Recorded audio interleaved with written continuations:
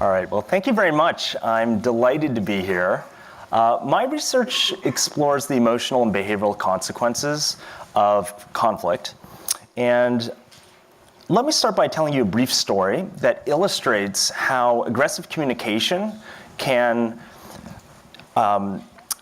have different emotional effects on out-group members, in-group members, and the audience. To celebrate the new millennium, the City of London constructed the London Eye, a giant Ferris wheel that sits on the shore of the River Thames. And while this site may be familiar to many of you, what you might not know is that British Airways sponsored the construction of the London Eye.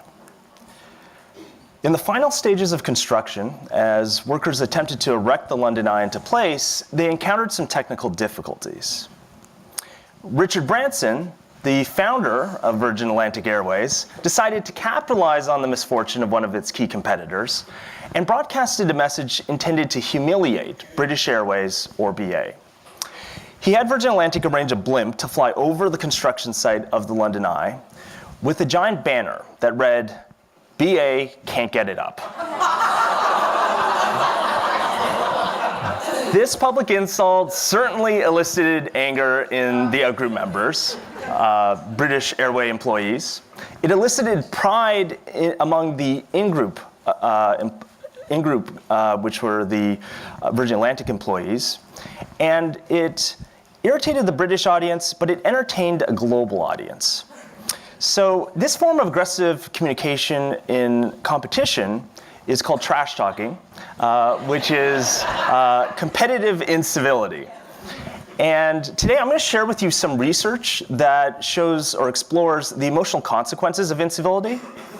We see many leaders publicly engage in uncivil communication in a number of different fields. So we see it in the workplace, we see incivility in entertainment, in sports, and yes, of course, in politics.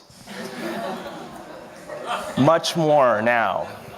In fact, the New York Times cataloged all 551 different people, places, and things that President Trump has insulted. But what happens when uncivil discourse elicits anger? My recent research with Marie Schweitzer explores this question, and we find that anger impairs perspective taking. We ran 6 experiments, but let me just describe one in detail to you. So we invited participants to the behavioral lab, and we randomly assigned them to one of 2 conditions, a neutral condition and an incidental anger condition. In the neutral condition, participants were asked to just describe how they spend a typical evening. In the angry condition, they were asked to describe a situation that made them most angry. They then moved on to a separate unrelated task, the scheduling task. To assess perspective taking, we basically asked them to write an email to set up a meeting for a teleconference call with a very important client who was based in California, which was 3 hours behind the current time zone, Eastern Time. If they referred to their meeting times in Eastern Time, that reflected egocentrism. If they referred to those times in Pacific Time, that reflected perspective taking. So here's what we found.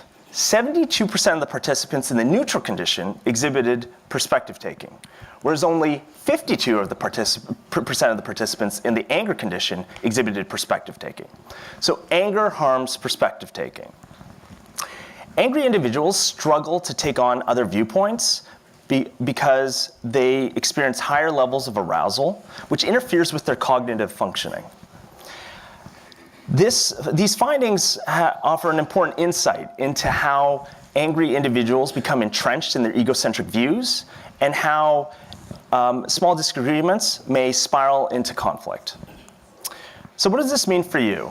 Leaders, change makers, and public interest communicators need to be strategic and deliberate about the emotions that they elicit. If using incivility and divisive language can build cohesion and mobilize action among in-group members, but it can also elicit anger in the out-group members and possibly the third-party audience. Angry individuals tend to struggle to maintain a broad perspective, and they fail to be receptive to new ideas. So if your goal is to reach a new audience rather than strengthen the base, politeness and civility are the key tools to engaging others, broadening perspectives, and creating large-scale social change. Thank you.